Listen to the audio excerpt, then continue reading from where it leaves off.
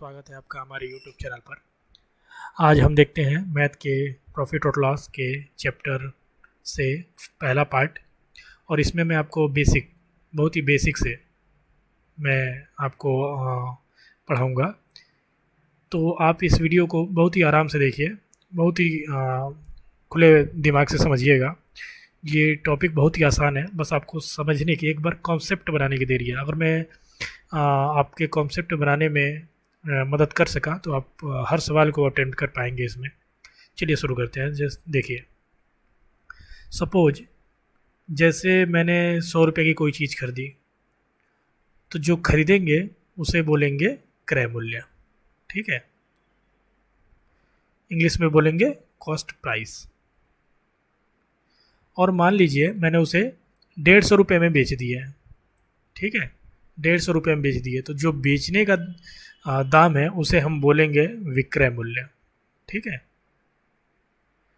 Selling price. ठीक है। हमने 100 रुपये पे खरीदा और 150 रुपये पे बेचा, तो इसमें हमको साफ साफ दिख रहा है कि मैंने जेब से अपने जेब से 100 रुपये निकाले, लेकिन मेरे जेब में 150 रुपये आ गए, मतलब 50 रुपये मेरे जेब में अधिक आ गए। तो इसका मतलब साफ है कि मुझे प्रॉफिट हुआ है। कितने का हुआ है? 50 रुपये का। कैसे आया? जितने में मैंने बेचा है उससे मैंने जितने में ख़रीदा था उसको माइनस कर दिया है। इस तरीके से हमें प्रॉफिट का फार्मूला मिल गया कि प्रॉफिट जितने में बेच रहा हूँ उसमें से अगर जितना मैंने लगाया है उसको माइनस कर दूँ तो जो मेरी जेब में बच गया वो मुझे होगा प्रॉफिट। मैंने 100 रुपये अपनी जेब से लगाए थे, मेरी जेब में 150 रुपये आए थे, यानी कि 50 रुपये मेरी जेब में अधिक आए थे, इस वजह से ये प्रॉफिट हुआ। अगर यही मैं 100 रुपये की कोई और चीज़ भी खरीदता, दूसरी चीज़, और मुझे उसे मजबूरी में अगर 80 रुपये में बेचना होता, तो ये बताइए मेरी जेब से तो 100 रुपये गए, लेकिन मेरी जेब में 80 रुपये आए, यानी मेरी जेब में 20 रुपये कम आए। तो इसका मतलब मुझे क्या हो गई? हानि हो गई। कैसे पता चला कि मेरी जेब में जितने गए थे और मैंने जितने में बेचा उससे माइनस कर दिया, तो मुझे पता चल गया। मतलब कि सेलिंग प्राइस, यहाँ पे फार्मूला गलत हो गया है, यहाँ पे CP माइनस SP, मतलब कॉस्ट प्राइस जितनी थी उसमें से हम जितने की बेचे हैं उसको माइनस कर दें तो हमें पता चल जाएगा कि ये कितने की हानि हुई, ठीक है। मेरी जेब से इतने रुपए खर्च हुए, लेकिन मेरी जेब में इतने रुपए आए, मतलब इतने रुपए कम आए, मतलब इतने रुपए की हानि हुई है, लॉस हुआ है, ठीक है। इस तरीके से ऐसे कॉन्सेप्ट बन गए, ठीक है। अगर थोड़ा सा कॉन्सेप्ट मैं और आपका बिल्डअप करता हूँ, देखिए, मैं अपनी जेब से जो भी रुपए खर्च करता हूँ तो वो कोई सामान खरीदने में खर्च करता हूँ, मतलब मेरी जेब से जितने रुपए गए वो उस सामान का कॉस्ट प्राइस हुआ।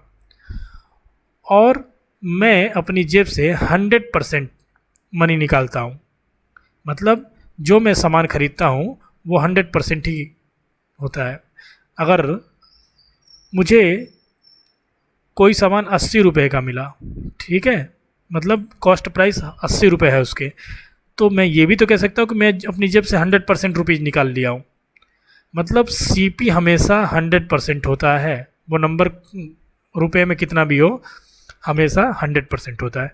अगर मैं ये कहूँ कि मैं कोई सामान लाया, ठीक है, उस सामान को मैंने 20% प्रॉफिट पे बेचा, थोड़ा सा मैं कॉन्सेप्ट बिल्डअप कर रहा हूँ, आप समझिएगा। 20% प्रॉफिट पे बेचा, इसका मतलब क्या है? मैं उस सामान को 100% रुपये खरीद के देकर लाया होगा, जो भी मैंने कॉस्ट प्राइस पे किया है वो 100% है मेरे लिए, तो मैंने 100% रुपये अपना दे के लाया और मैंने उसमें 20% प्रॉफिट पर बेच रहा हूँ। मतलब इस 100% को मैं 100% पे ही बेचता तो मुझे कोई प्रॉफिट होती नहीं होती, लेकिन मैं 20% प्रॉफिट पे बेच रहा हूँ, मतलब इस 100% में मैंने अपना 20% प्रॉफिट इंक्लूड कर दिया है। 120% पे मैं वो सामान को बेच रहा हूँ। मैंने वो खरीद के लाया 100% पे, मुझे 20% का प्रॉफिट चाहिए तो मैं 120% पे बेच रहा हूँ। अगर मैं 40% का प्रॉफिट चाहता तो मैं कॉस्ट प्राइस में 40% को जोड़ देता, मतलब कि मैं जितने का सामान लाया उससे 140% के दाम पर उससे बेचूंगा। ये आप समझ पा रहे होंगे। देखिए, ये कॉन्सेप्ट बहुत ही यूनिक है, इससे आपके बहुत सारे सवाल हो जाएंगे। मैं क्या कहना चाहता हूँ, एक बार और आपको समझाता हूँ कि मैं कोई सामान लाया, तो मैंने अपनी जेब से तो कितना भी रुपया खर्च किया होगा, मैं 100% ही पैसे खर्च किए होंगे, और मैं चाहता हूँ कि इस पे मुझे 30% का लाभ हो। तो मैं उस जो वस्तु है उसको मैं 30% बढ़ा दूंगा, यानी कि 100% पे खरीद कर आया, 30% बढ़ा दिया, मतलब 130% पर बेचूंगा। आप समझ पा रहे होंगे। इसी तरीके से एक दूसरा कॉन्सेप्ट मैं बिल्डअप करना चाहता हूँ आपका, कि अगर मैं कोई सामान खरीदता हूँ, कॉस्ट प्राइस कुछ भी हो, मैंने तो 100% लगा दिया, अगर मैं उसे 20% के लॉस पे बेचता हूँ, मुझे मजबूरी हो गई, 20% के लॉस पे मैंने बेचा, इसका मतलब क्या हुआ? इसका मतलब ये हुआ कि मैंने जितने में खरीदा था उतने में नहीं बेचा है, मैंने 20% लॉस किया है, 20% मैंने उसको कम में बेचा है जितने में खरीदा था, मतलब 80%, जो दाम मैंने दिया था उसका 80% पे मैंने बेचा है। मैं 100% पे खरीद कर लाया, 80% मुझे कम दाम मिला उस चीज़ का, मुझे हानि हुई थी 80%, सॉरी 20% की हानि हुई थी, तो 20% मैंने कम दाम दिया, कम दाम लिया, तो मुझे 80% का ही तो मतलब मनी आएगी मेरी पॉकेट में। फिर से समझिए कि अगर 100% मैंने पैसा पे कर दिया, कितना भी पैसा किया पे किया, मेरे लिए वो 100% था, मैंने उसको जब बेचने गया तो 80% का मुझे लॉस हो गया, मतलब सॉरी 80% मैं बोल रहा हूँ बार बार, 20% का लॉस हो गया, मतलब जितने में मैं खरीद के लाया हूँगा उससे 20% कम में बिका होगा, यानी कि 20% अगर माइनस कर दें तो पता चल गया कि मैं जितने में खरीद कर लाया हूँ उसका 80% दाम ही मुझे मिला होगा, तभी तो मुझे 20% कम मिला। अगर मैं ये कहता कि मैं 100% पे खरीद कर लाया हूँ, मुझे 30% दाम कम मिले, इसका मतलब जितने में मैं खरीदा हूँ उससे 30% दाम कम मिल रहा है, मतलब 70% दाम मुझे मिले हैं उसके। तो ये दूसरे तरीके का कॉन्सेप्ट बिल्डअप हो गया। अब मुझे आपको एक चीज़ बताना है कि जैसे अगर मैं आपसे कहूँ प्रॉफिट परसेंटेज, प्रॉफिट और लॉस परसेंटेज, देखिए बहुत ही आसान है। अगर मैं आपसे ये कहता हूँ कि कोई सामान है, इसको मैंने सेलिंग प्राइस, मैंने विक्रय मूल्य, मैंने इसका 150 में बेचा है, मैं आपको कहूँ, तो मैं आपसे पूछूं कि मुझे प्रॉफिट कितना हुआ है, क्या आप बता सकते हैं? नहीं बता सकते। जब तक मैं इस वस्तु का कॉस्ट प्राइस, क्रय मूल्य ना बता दूं, तब तक आप नहीं बता सकते। अगर मैं कहता हूं कि जैसे ही मैं कहता हूं कि 80 रुपये इसका क्रय मूल्य था, तो आप छूटते ही कहते हैं कि अरे 80 रुपये का क्रय मूल्य था, 150 रुपये में तुमने विक्रय मूल्य उसका निर्धारित किया, मतलब 70 रुपये तुमको लाभ हुआ है। तो लाभ बताने के लिए कॉस्ट प्राइस सबसे ज़रूरी है, ठीक है। उसी तरीके से अगर मैं ये कहूँ कि कोई सामान है, इसको मैंने 120 रुपये में बेचा हूँ, कितने का लॉस हुआ? तो क्या आप बता सकते हैं? नहीं बता सकते। अगर मैं कहूँ कॉस्ट प्राइस इसका 150 रुपये था, तब आप छूटते ही कहेंगे कि 150 रुपये के कॉस्ट प्राइस 120 में, अरे यार तुम्हें तो 30 रुपये का घाटा लग गया, 30 रुपये की तुम्हें हानि हो गई। तो आपको लॉस बताने के लिए कॉस्ट प्राइस पता होनी चाहिए। ये मैं आपको क्यों बता रहा हूँ, मैंने इससे पहले भी आपको प्रॉफिट और लॉस के बारे में बता दिया, लेकिन फिर से दोबारा अभी क्यों बता रहा हूँ, वो इसलिए बता रहा हूँ कि जब आपसे पूछता है परसेंटेज प्रॉफिट या प्रॉफिट परसेंटेज, तो आपको क्या करना है, प्रॉफिट कितने का प्रॉफिट हुआ और किस पर होता है, कॉस्ट प्राइस पे होता है। आपने यहाँ बताया है प्रॉफिट लॉस कितने पे हो रहा है, इंटू 100, ये प्रॉफिट परसेंटेज का फार्मूला हो गया। इसी तरीके से अगर कहता है परसेंटेज लॉस या लॉस परसेंटेज, तो लॉस और किस पर लॉस होगा, किस पर पता लगेगा, कॉस्ट प्राइस पे इंटू 100। तो इस तरीके से लॉस परसेंटेज का ये फार्मूला हुआ। यही फार्मूले चलेंगे और आगे आने वाले प्रश्नों में हम देखते हैं कि क्या है। चलिए अब शुरू करते हैं। कॉन्सेप्ट बिल्डअप जितना करना है इस लेक्चर के लिए मैंने कर चुका हूँ। देखिए, एक वस्तु का जिसका क्रय मूल्य है 800 रुपये है और विक्रय मूल्य 1000 रुपये है, तो लाभ कितने का हुआ? तो लाभ बताने के लिए आपको क्या चाहिए, आप देख रहे हैं कि विक्रय मूल्य आपके पास कितना है और क्रय मूल्य आपके पास कितना है। अगर मुझे कोई पूछे कि भाई 800 रुपये का सामान मैं खरीद कर लाया था, अपनी जेब से 800 रुपये खर्च किए तो, और 1000 रुपये मेरी जेब में आए थे, कितने का लाभ हुआ? तो मैं साफ साफ कहूँगा कि मुझे 200 रुपये का लाभ हुआ है। ठीक है, 200 रुपये का लाभ हुआ है। क्योंकि मैंने 800 रुपये खर्च करके 1000 रुपये अपनी जेब में रख लिए हैं और जिसमें से मुझे 200 रुपये प्रॉफिट हुआ है। अगर मैं यही कहता हूँ कि प्रॉफिट परसेंटेज यहीं बता दीजिए, तो प्रॉफिट परसेंटेज बताना है तो आपको पहले सबसे पहले फार्मूला पता करना होगा कि क्या होता है। तो प्रॉफिट अपॉन क्रय मूल्य यानी कि कॉस्ट प्राइस इंटू 100। प्रॉफिट कितना हुआ है 200 रुपये का, कॉस्ट प्राइस अपनी जेब से हमने खर्च कितना किया था 800 रुपये इंटू 100। 200 से 800 4 बार में कैंसिल हो गया और 4 से 100 25 बार में, यानी कि प्रॉफिट परसेंटेज 25% आया। इस तरीके से हमारा पहला सवाल हो गया। अगला सवाल देखते हैं। एक पुस्तक का क्रय मूल्य यानी कि सीपी हमें दिया गया है 500 रुपये और विक्रय मूल्य यानी कि एसपी दिया गया है 300 रुपये। तो बोल रहा है हानि का परसेंटेज बताइए। तो हानि का परसेंटेज आपको लॉस परसेंटेज बताने के लिए पहले तो लॉस चाहिए अपॉन फिर सीपी चाहिए इंटू 100 चाहिए। तो लॉस हमारा कितना है, 500 का सामान हमने अपनी जेब से खर्च किया 500 रुपये और 300 रुपये में बेचा, यानी कि लॉस हमें 200 रुपये का हुआ। 200 रुपये कम आए हमारी जेब में, यानी कि लॉस 200 का हुआ। कॉस्ट प्राइस हमारा कितना है 500 रुपये हमने खर्च किया जेब से इंटू 100। यहाँ से आप देखेंगे ये 00 कैंसिल, 5 से ये 100 20 बार में और 2 20 या 40% 40% हमें मिला लॉस परसेंटेज इस तरीके के सवाल में। तो यहाँ पे 2 सवाल हमने कर लिए, एक तो हानि बता दिया 200 रुपये की है और दूसरा हमने बता दिया कि हानि परसेंटेज क्या है। ठीक है, इसी तरीके से अगले प्रश्न पे चलते हैं। अगला प्रश्न है हमारा कि 200 रुपये, एक घड़ी को 200 रुपये में बेचने पे यानी कि सेलिंग प्राइस दिया है घड़ी की 200 रुपये, कह रहा है कि उसे हानि 20% की होती है। तो जो लॉस है वो कह रहा है 20% की होती है, यानी कि आप समझ रहे हैं, यानी कि ये कह रहा है ये कि हम जितने अपने जेब से खर्च किए थे उस घड़ी को खरीदने के लिए, जब उसे बेचने जाते हैं 200 रुपये में, तो हमको 20% का लॉस होता है। मतलब कि हमें उस घड़ी का 80% ही दाम मिलता है।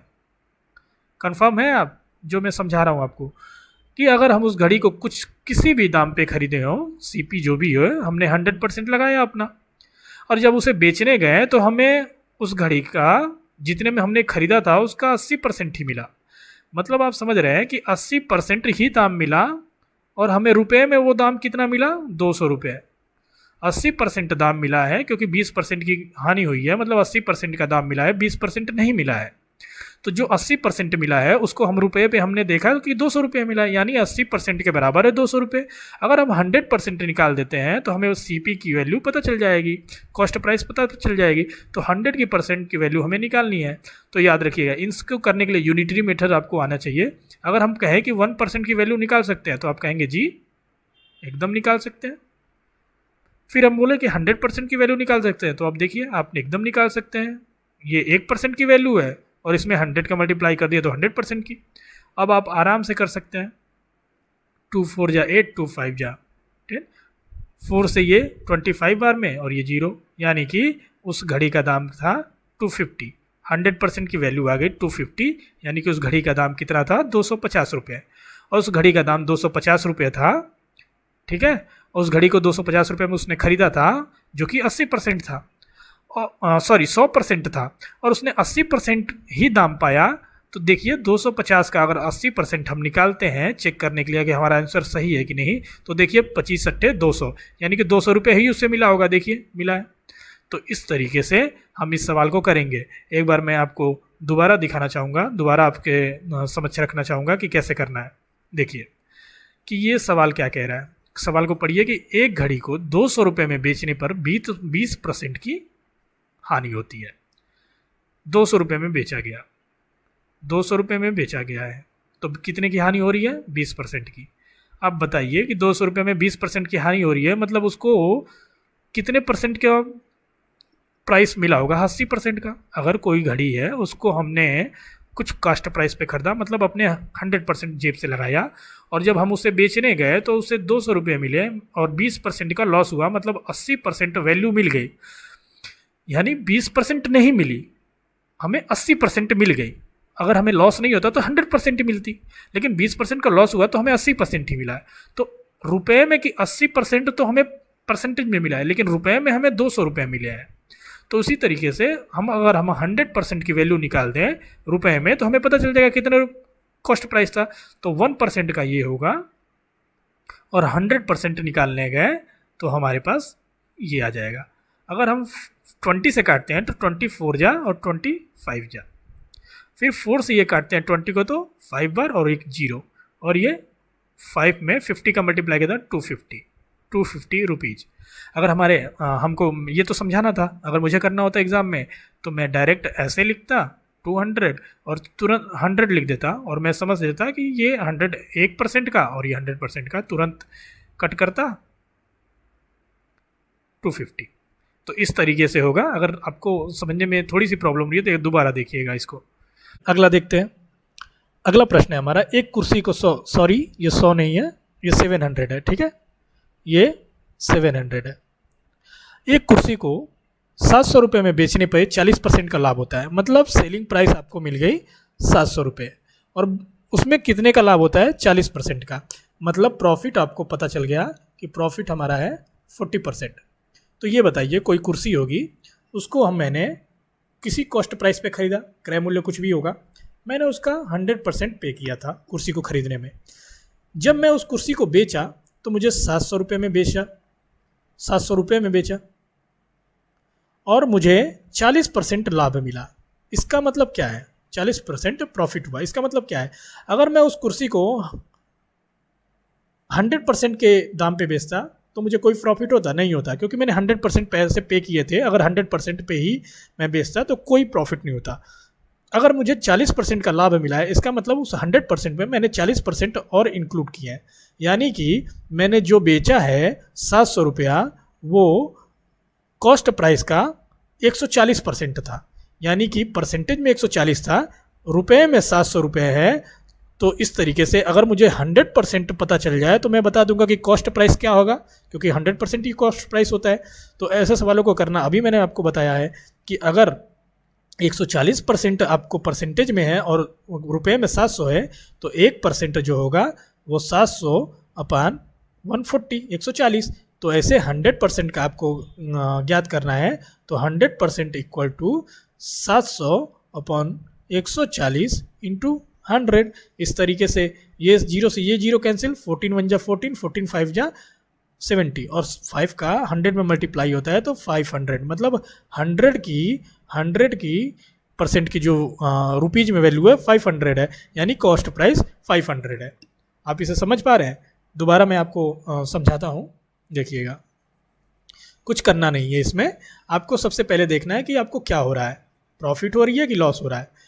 और आपको एक कॉन्सेप्ट मैंने अभी शुरुआत में ही बताया था कि कोई भी कॉस्ट प्राइस हो, कितना भी उसका दाम हो, आपके लिए वो आपकी जेब से 100% पैसे खर्च हो रहे हैं। यानी कि अगर आपको 100% पैसे खर्च करके किसी वस्तु को खरीदते हैं और उस पर अगर 40% का लाभ हो जा रहा है, यानी कि आपको उसने बेचने में 140% रुपये मिले होंगे, ठीक है। जैसे 100% की मैंने वस्तु कोई खरीदी, कॉस्ट प्राइस था 100% ही होगा। अगर मैं इसे 100% पे ही बेच देता तो मुझे कोई प्रॉफिट नहीं होता, प्रॉफिट क्या होता, जीरो। लेकिन अगर मैं इसे 140% पे बेचता, मतलब 100% तो था ही मेरे पास, मैंने 40 और ऐड कर दिए, मतलब 40% का लाभ ले लिया, तो प्रॉफिट 40% का हो गया। यानी कि 140% का हमने सामान बेचा, कितने में बेचा है, 700 रुपये में, 700 रुपये में। तो 100% आपको ज्ञात करना है, तो 700 अपान 140 ये हो गया 1% का, इंटू 100 ये हो गया 100% का। अब यहाँ से ये 5 बार में कैंसिल हो जाएगा, 5 से 100 में मल्टीप्लाई होगा 500, ये आपकी 100% की वैल्यू आ गई, मतलब कॉस्ट प्राइस आ गई, ठीक है। अगला सवाल देखते हैं। चलिए अगला प्रश्न देखते हैं। यहाँ पे 20% है, सॉरी 20% है। प्रश्न ये है कि एक साइकिल को हमने 800 रुपये में बेचा, मतलब सेलिंग प्राइस 800 है, हानि होती है, लॉस होता है 20% का। तो बताइए कि किस मूल्य पर बेचा जाए कि 20% लाभ हो जाए, यही कह रहा है। तो अगर हमें सीपी पता होता तो सीपी होता है 100% अपने आप में, अगर हम उसमें 20% और इंक्लूड कर दें तो वो 120% हो जाता। तो इसी तरीके से अगर सीपी पता होता तो उसका हम 120% निकाल देते हैं, तो हमें पता चल जाता किस दाम पे बेचना है कि वो 20% लाभ हो जाए, ठीक है। तो हम सीपी निकालते हैं। यहाँ देखिए कि कोई साइकिल थी, उसको हमने किसी प्राइस पे तो ख़रीदा होगा, किसी प्राइस पे ख़रीदा होगा, मतलब 100% अपना दिया होगा। जब हम उससे बेचने गए तो हमें 800 रुपये मिले, लेकिन हमें 20% का लॉस हो गया, मतलब हमें 80% ही मिले। हमने 100% पैसे लगा के ख़रीदे थे, लेकिन हम जब बेचें तो हमने 80% ही मिला, यानी 20% का हमें लॉस हो गया। और 80% का मिला, यानी कि रुपए में हमें 800 रुपये मिले। इस प्रकार हम देख सकते हैं कि 100% अगर हमें कितनी वैल्यू होती है, तो 800 अपॉन 80 इंटू 100। यूनिटरी मेथड मैंने अभी बताया इसके पहले सवाल में, ये हो गया 10 टाइम्स में, ये हो गया 1000, यानी कि 80% की वैल्यू 800 रुपये दी है, तो 100% की वैल्यू 1000 रुपये। 100% मतलब हमने कॉस्ट प्राइस निकाल लिया, तो हमें ये चीज़ पता चल गया कि सीपी जो है 1000 रुपये है। अब ये कह रहा है कि किस मूल्य पे बेचें कि 120% हो जाए, तो सीपी 100% होता है। अगर हम इसमें 20% और इंक्लूड कर दे रहे हैं, तो जो प्राइस आएगा उसका उसी पर बेचेंगे, तो हमें 120% का लाभ होगा, मतलब 20% का लाभ होगा।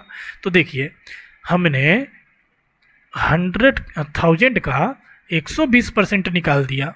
क्यों निकाल दिया? क्योंकि अगर हम 1000 का 100% निकालते तो हमें सीपी ही मिलता, क्योंकि सीपी ही 100% होता है। हमने प्रॉफिट चाहिए 20% का, तो हमने कॉस्ट प्राइस जो कि 100% था, उसी में 20% प्रॉफिट जोड़ दिया, मतलब 120% हमको 1000 का चाहिए, तो प्राइस मिल जाएगा। तो 1000 का 120% अगर हम निकालते हैं, तो देखिए साफ साफ दिखता है कि 1200 रुपये हमको बेचना पड़ेगा।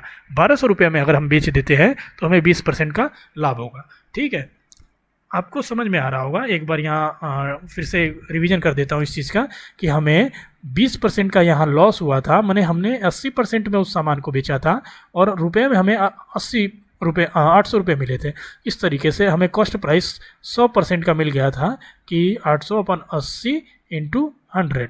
ठीक है, उसी तरीके से जब कॉस्ट प्राइस हमें मिल गया 1000, तो ये कह रहा था 20% प्रॉफिट हो गया, मतलब कि कॉस्ट प्राइस का 120%, यानी कि सीपी दिया है 1000 रुपये, तो 1000 का हमने 120% निकाल दिया।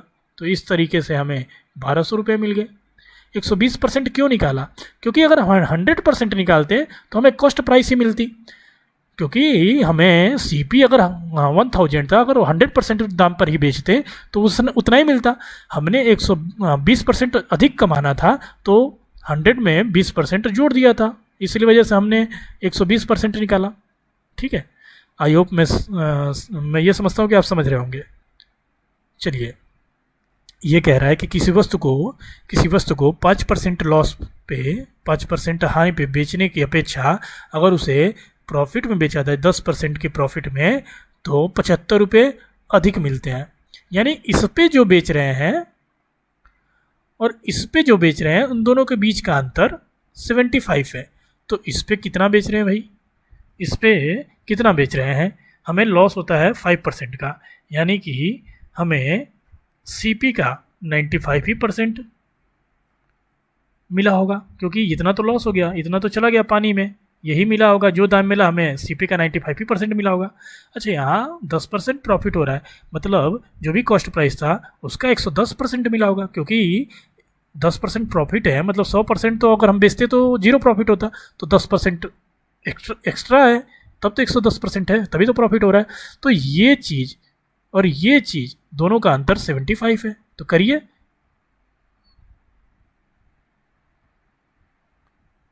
%95, इसको हम माइनस करते हैं, तो 95 अगर 110 में से माइनस होगा तो 15%, और इसकी वैल्यू है 75। तो सीपी का 15% अगर हमने निकाला इक्वल टू 75 है, तो ये कैंसिल यहाँ से 5 बार में, तो सीपी आ गया, यहाँ से ये मल्टीप्लाई हो जाएगा तो 500। देख रहे हैं आप कितना आसान है? फिर से समझिए, फिर से मैं दोबारा आपको समझाऊंगा। देखिए, कह रहा है कि अगर कोई सामान है, उसका हमने 5% लॉस हो गया, तो मतलब उस सामान का जितना कॉस्ट प्राइस, जितना पे हमने ख़रीदा था, उसका तो हमें 95% मिला। जितने का ख़रीदा था उसका 95% मिला, क्योंकि बाकी तो पानी में चला गया 5%। और उसके बाद दूसरी बार हमने उस सामान को बेचा तो 10% का लाभ हुआ, मतलब कि 100% तो था ही था, 10% और आ गया, इतने का लाभ हुआ। तो ये कह रहा है कि जब हम इतना पे बेचते थे तब और इतना बेचते थे तब, तो हमें 75 रुपये अधिक मिला। मतलब इसमें से अगर ये घटा दें, ये इतना पे जब बेचें इतने की अपेक्षा, तो हमें इतना रुपया मिला अधिक, तो ये हो जाएगा सीपी का 15% इक्वल टू 75। तो सीपी का 15% मतलब क्या हुआ, 15/100। ठीक है, तो सीपी का 15/100 यहाँ पे थोड़ा कट करते हैं 5 बार में, और 100 उधर जाएगा, मल्टीप्लाई हो जाएगा, तो 500। सीपी कितना आ गया, 500। चलिए अगला प्रश्न देखते हैं। एक दूध खरीदा गया मतलब कॉस्ट प्राइस कितने पे, 150 रुपये में। 150 रुपये में दूध खरीदा गया, कितने में बेचा जाए कि 20% का लाभ हो। तो ये खरीदा गया 150 में, यानी कि हमने तो 100% दे दिया भैया। अगर हम 100% पे ही बेच दें तो हमें कोई लाभ होगा, नहीं होगा। इसका मतलब हमको लाभ चाहिए 20% का, मतलब 20% जोड़ना पड़ेगा 100% पे, यानी कि 120% हमको मिल जाए तो हमें लाभ कितने में बेचना है पता चल जाएगा। तो 150 का अगर हम 120% निकाल दें तो हमें पता चल जाएगा 180 रुपये में अगर हम बेच देंगे तो हमें पता चल जाएगा कि भाई 20% का लाभ हो जाएगा हमें। ठीक है, उम्मीद करता हूँ आप समझ रहे हैं। चलिए आगे है कि एक व्यक्ति को एक वस्तु जब बेचा तो 10% का नुकसान हुआ और 90 रुपये में बेचता है, मतलब सेलिंग प्राइस 90 रुपीज़ है, 90 रुपये में उसने बेचा और ये 90 रुपये में बेचा तो 10% का नुकसान हुआ, मतलब 90% ही उसको दाम मिल पाया, 90% ही उसको दाम मिल पाया। तो 90% परसेंटेज में है और रुपये में 90 है। अगर क्रय मूल्य निकालना हो तो 100% निकालना पड़ेगा, मतलब 90 अपॉन ये 90 नीचे है, ये तो 1 का हो गया, 1% का इंटू 100, यानी कि 100% का 100 रुपीज़, यानी कि उसका क्रय मूल्य कितना था, 100 था। ठीक है, आगे देखते हैं ये क्या कह रहा है कि एक व्यक्ति 90 रुपये में एक वस्तु को 10% के लाभ पर बेचता है। तो वस्तु की कीमत दी है 90 और कह रहा है 10% के लाभ पर, मतलब 100% तो उसने खर्ची की, मतलब मांगा ही मांगा, 10% और मांग लिया, मतलब 110% उसको रुपया मिला। तो 90 का अगर 110% हम निकालते हैं तो देखिए 99 रुपये उसने मांगा है, 99 रुपये अगर उससे मिल जाते हैं, सेलिंग प्राइस उसकी अगर 99 हो जाती है तो 10% का लाभ होगा। ठीक है, आगे देखिए, एक व्यक्ति है जो कि पुराना कंप्यूटर रखा है, उसने 500 रुपये में ख़रीदा, मतलब उसका 500 रुपये में ख़रीदा, 100 रुपये मरम्मत में लगा दिया, मतलब उसने और भी खर्च कर दिया इस पर, मतलब सीपी था 500 रुपये, अब लागत कितनी हो गई, लागत जो है वो 500 रुपये खरीद के 100 रुपये मरम्मत के लिए 600 रुपये की हो गई। उसकी जेब से कितने रुपए खर्च हो गए, 600 रुपये, 500 रुपये कंप्यूटर खरीदने में, 100 रुपये मरम्मत में। उसके बाद उसने क्या किया कि उसने 800 रुपये में बेच दिया, सेलिंग प्राइस उसने 800 रुपये कर दिया। तो कितने का लाभ हुआ, उसकी जेब से 600 रुपये गए, उसकी जेब में 800 रुपये आ गए, यानी कि प्रॉफिट हो गया 200 रुपये का। अगर यही पूछता कि प्रॉफिट परसेंटेज कितना होगा, तो 200 रुपये का प्रॉफिट हुआ, कितने पर हुआ, कितने रुपये खर्च करने पे, 600 रुपये खर्च करने पे इंटू 100। 200 से ये 600 3 बार में चला जाता और ये 33.33 यानी कि 33.33% उसको प्रॉफिट परसेंट हुआ, है ना, इतना परसेंट प्रॉफिट हुआ और 200 रुपये उसका प्रॉफिट हुआ था। ठीक है, अगला प्रश्न है हमारा कि एक व्यक्ति है, वो साइकिल बेचा 935 रुपये में, यानी कि सेलिंग प्राइस 935 रुपीज़ हो गया। ठीक है, और उसको इतने में बेचा तो उसको 10% लाभ हुआ, मतलब वो 110% रुपये लिए। अगर 100% लेता तो कोई लाभ होता, नहीं होता, क्योंकि 100% तो उसकी कॉस्ट प्राइस थी, उसने 10% एक्स्ट्रा लिए है, 110% लिए, तो इस तरीके से 935 रुपये उसको मिले।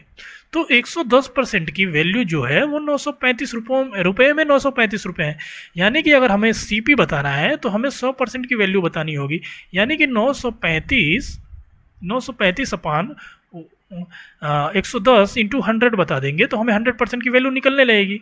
चलिए निकालिए, ये 0 से ये 0 कैंसिल, 11 से ये 11 अट्टे 88, 5 11 पचे 85, मतलब 850 रुपये उसका कॉस्ट प्राइस था। उम्मीद कर रहा हूँ आप समझ पा रहे होंगे, और प्लीज़ लाइक कर दीजिएगा अगर समझ पा रहे हो तो।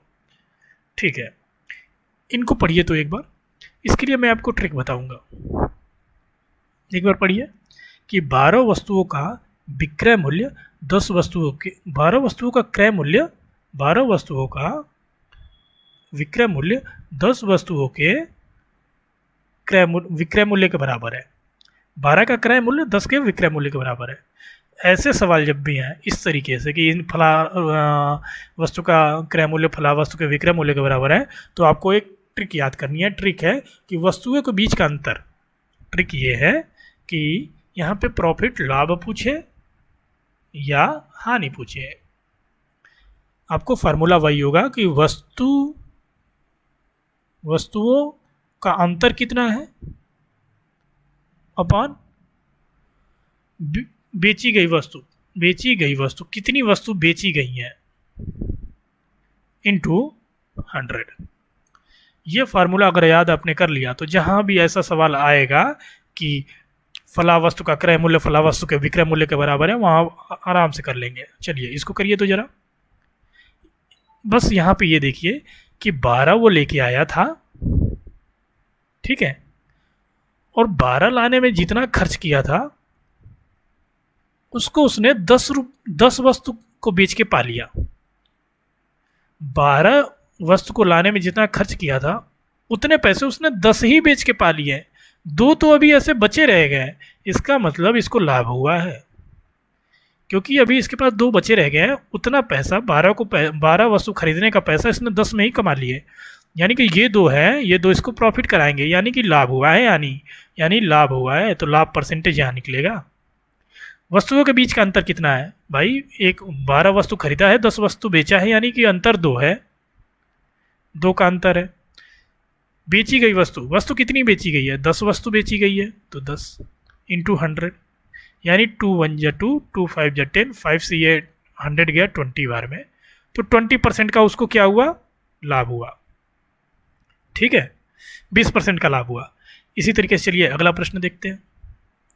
देखिए 12 का क्रय मूल्य 16 के विक्रय मूल्य के बराबर है। तो फार्मूला क्या है? परसेंटेज लाभ हो या हानि हो, इसका है कि वस्तु का अंतर कितना है अपॉन बेची गई वस्तु कितनी है इंटू 100, इंटू 100। तो यहाँ देखिए बस प्रॉफिट हो रहा है कि लॉस हो रहा है समझना है। 12 वस्तु उसने खरीद कर लाया और 16 वस्तु बेचा। 12 वस्तु किसी दाम पे खरीद के लाया, लेकिन जब वो 16 वस्तु बेच रहा है तब उस 12 का दाम निकल रहा है। मतलब 12 तो बेचा ही बेचा, घर से 4 और लगा दिया बेचने में, तब 12 का दाम निकल रहा है। यानी घर से लगा दिया मतलब हानि हो गई। तो परसेंटेज हानि कितनी हो गई यहाँ आप समझ रहे हैं? 12 वस्तु तो बेचा, वो खरीद कर लाया, और 16 वस्तु बेचा जब, तब उस 12 का दाम निकल रहा है। मतलब 12 का दाम 12 बेचने से नहीं निकल रहा है, 4 घर से और लगा दिया तब निकल रहा है 12 का दाम। यानी घर से लगा दिया मतलब हानि हो गई। तो वस्तु के बीच का अंतर कितना है? वस्तु के बीच का अंतर है 12 और 16 वस्तुएं हैं, अंतर जो होगा वो 4 का होगा। तो 4।